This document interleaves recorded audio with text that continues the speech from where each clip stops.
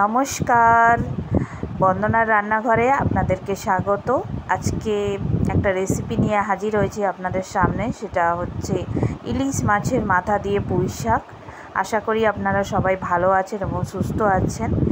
আমি জানি আপনারা পুরোটা জুড়ে থাকবেন আমার রেসিপিটার। এই যে লাগছে কুমড়ো, আর লাগছে পুঁই শাক, আলু আর ইলিশ মাছের মাথা তিনটে, কুমড়ো 500 গ্রাম, পুঁই শাক 250 গ্রাম, আলু 3টে, আর 5 ফোড়ন শুকনো লঙ্কা আর চিনি 1 চামচ মতো নিয়েছি।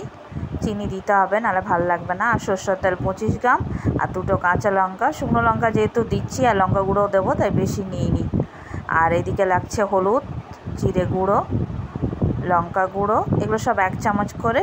নুনও 1 চামচ, বেশি নুন দেবো না, কারণ মাছে হলুদ নুন মাখানো আছে মাছের মাথাগুলোয়। এবার সরষের তেল দিয়ে দিচ্ছি। এবার মাছ ভাজার জন্য মাছের মাথাগুলো দিয়ে দেব। মাছ ভাজতে আপনারা সবাই জানেন, তবুও এটা যেহেতু রেসিপিটা করছি তাই একটু দেখিয়ে দিচ্ছি, বেশি ডিটেলসে দেখাবো না। এই যে মাছ ভাজা হয়ে গেছে, মাছের মাথাগুলো ভালো করে ভাজবেন, এটা তো চচ্চড়ি হবে। এবার কড়াতে সরষের তেল দিয়ে দিচ্ছি, 5 ফোড়ন শুকনো লঙ্কা কাঁচা লঙ্কা দিয়ে দিলাম।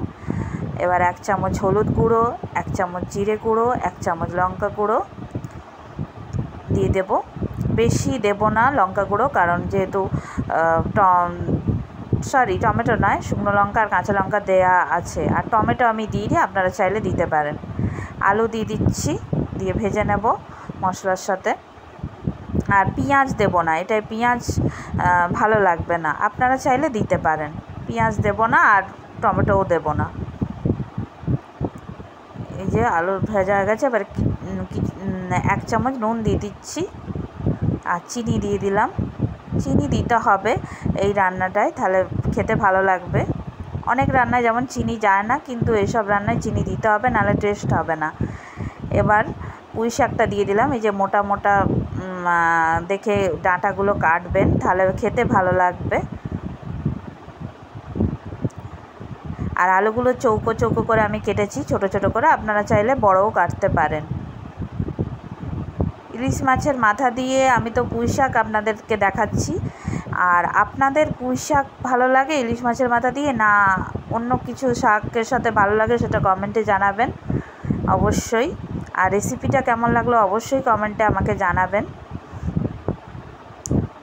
এই যে ভেজে নিচ্ছি ভালো করে, চচ্চড়ি তো ভাজার ওপরেই টেস্ট, আপনারা জানেন। এবার কুমড়োটা দিয়ে দিচ্ছি। কুমড়োটা একটু বড় বড় করে আমি কেটেছি, আপনারা চাইলে একটু ছোট ছোটও কাটতে পারেন বা আরও বড় কাটতে পারেন। কুমড়ো তো সিদ্ধ হয়ে যায়, তাই একটু বড় বড় করে কেটেছি। দিয়ে ভেজে নিচ্ছি ভালো করে। আমি জানি আপনারা পুরোটা জুড়ে আমার সঙ্গে আছেন এবং থাকবেন। আপনাদেরকে অনেক অনেক ভালোবাসা আমার তরফ থেকে, এত দূর পর্যন্ত যারা সাথে আছেন। এবার জল দিয়ে দিচ্ছি, দিয়ে ঢাকা দিয়ে দিলাম কষতে 5 মিনিট মতো। কষা হয়ে গেছে। এবার 1 বাটি জল দিয়ে দিলাম সিদ্ধ হওয়ার জন্য। কষার জন্য বেশি জল দেবেন না, একটু সামান্য পরিমাণ দিয়েছিলাম। এবার 3টে মাছের মাথা দিয়ে দিলাম।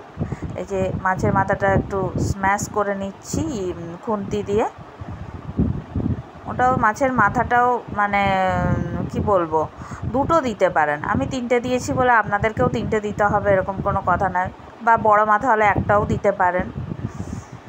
এই যে সিদ্ধ হতে দিয়ে দেবো, ঢাকা দিয়ে দিলাম।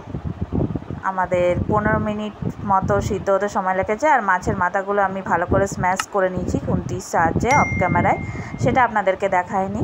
রেসিপিটা ভালো লাগলে অবশ্যই আমার চ্যানেলটাকে সাবস্ক্রাইব করবেন, লাইক শেয়ার কমেন্ট অবশ্যই করবেন। পরবর্তী ভিডিওতে আবার দেখা হবে। Thanks for watching.